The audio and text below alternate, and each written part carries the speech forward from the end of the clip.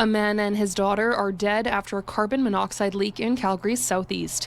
Fire crews say the source of the leak appears to be from a car left running in a garage on 49th Avenue in the Valleyfield Industrial Park.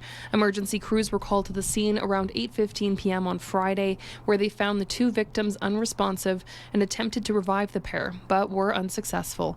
A third woman was also assessed at the scene, but did not need to be hospitalized. Two dogs were also found dead.